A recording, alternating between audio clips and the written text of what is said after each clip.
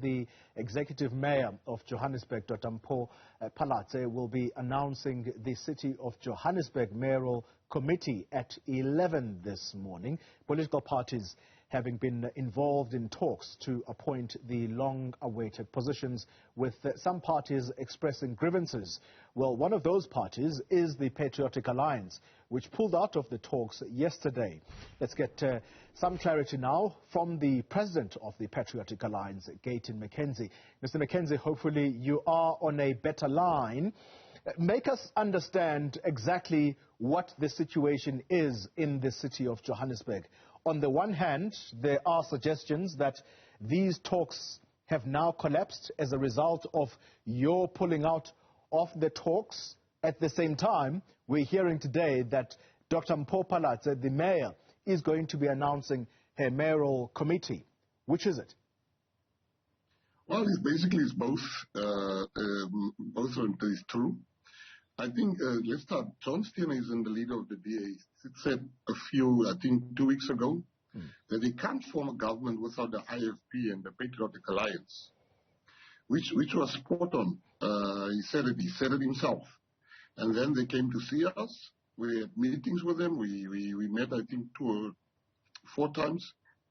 And during those meetings, we told them what our demands were. We said to them, we want 2 MMC positions for our 8 seats. We would require 2 positions. And they came back and they said 1, they can only give us 1. And we said, well, you're sitting with 5 and you're offering us 1. We said, no, thank you very much. We can't be part of this. And we walked out of the, I would say we walked out. We just said, listen, we're not going to accept your offer. Now, they had another option, which was not the safest option, which is to go and get all the other small parties and put something together with all the small parties, put something together. And I think they did that. Okay, all right. So you're saying that this is not a favorable option. Why do you carry that sentiment that the DA going to smaller parties and clearly excluding you in this process is perhaps not a safer option? Well, I wouldn't say the excluding. Well, what basically happened is we excluded ourselves because we said to them, this is what we want, you don't want this. The safer option is rather to work with 2 parties between us and IFP. And then instead of going to get a further 4 parties, now it only needs one of those parties to be unhappy. Only one. And then this thing will crumble. Only one party. And I look at it today and it's not going to last because you have a guy like Herman Mashaba that must now report to Mpho Phalatse. His ego will never allow him to report to Mpho Phalatse. That is a mixture for disaster, let me tell you. You have old DA members that is now ex-NSA, and you have going to serve together. It's going to be a mess. I'm telling you now, we took the option as the PA to say, let's set this one out. Yeah. And also there's a deeper issue here, Collie, that gone are the days when we just accept what you give us, where you say, Melani Khinet, but you just give what you got, boss. Yeah. No, we know what we want. Our people have worked out. We can't donate. They're so used to being donated votes by other parties, like the EFF, and that they expect all of us to just donate our vote. No, our people work very hard for me to come and just say, no, it's fine, we'll take what you give us. That will not happen. Sure. It's interesting what you are saying there, or how you're framing this whole situation, Mr. McKenzie, because you're saying that Herman Mashaba is driven by ego and will never report to Mpho Phalatse as his leader. However, other people will also say that you are just as driven by ego because it's all about your people getting these mayoral committee positions or nothing, and as a result of that, you are now not part of this coalition that the DA seemingly has pulled together.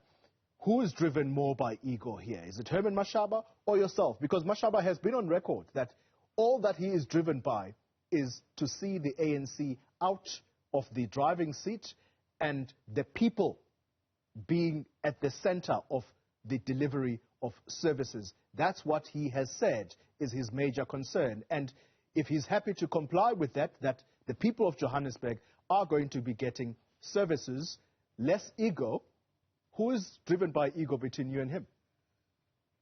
Well, it all depends who you're speaking to at the moment, but I can say this to you. Firstly, I'm not part of any mayoral committee. So to really compare me to a person who's going to work there, I, for one, would never report to Mpho Phalatse as Gayton McKenzie. So maybe I'm driven by ego, but... Why not? Why would you not report to Mpho Phalatse as your leader?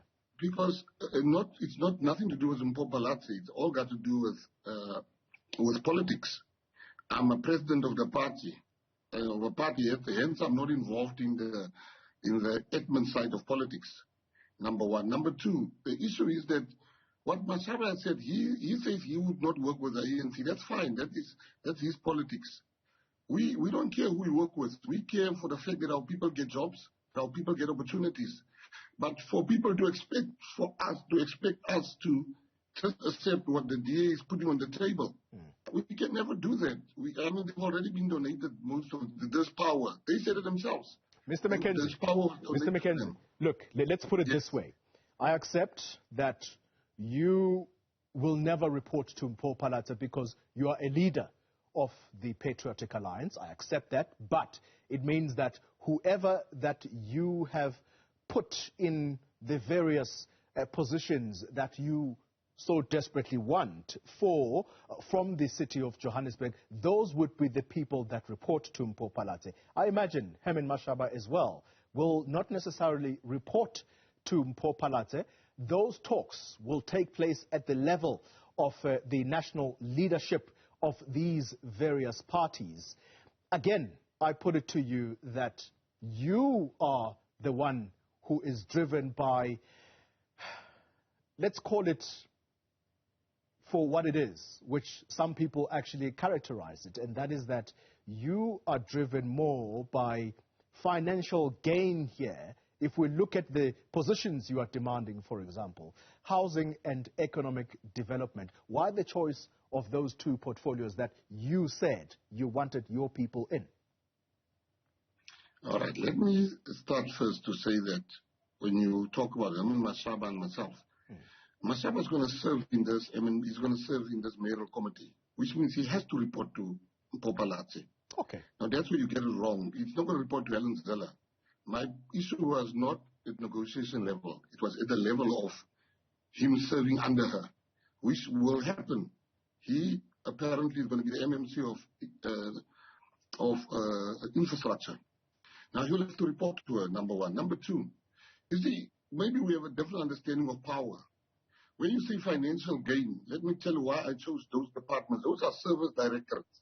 Those are directorates where our people can get jobs. You see, I don't have the luxury that maybe a Mashaba has or a Zeller has. The people that voted for us, the lots and lots of people that voted for us don't have jobs. They don't have opportunities. These departments give them those jobs. I don't know what you talk about financial gain. Maybe financial gain, you're right, for our people, not for me. But that's the issue. But you're depriving. But you're depriving those very people then that you're talking about. You're depriving them now of this very opportunity by saying that if you are being offered one of these positions that you are demanding, it's all or nothing. Well, you are right, because I understand power. Let me start there. You see, power means if you have power, if you want power for your people, why do you guys want to make that a sin?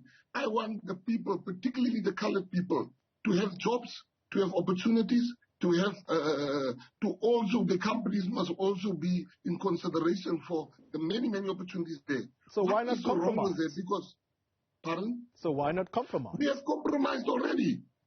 We told Helen Zeller that, listen, we initially demanded the MMC position, the extra one in the city of Tshwane.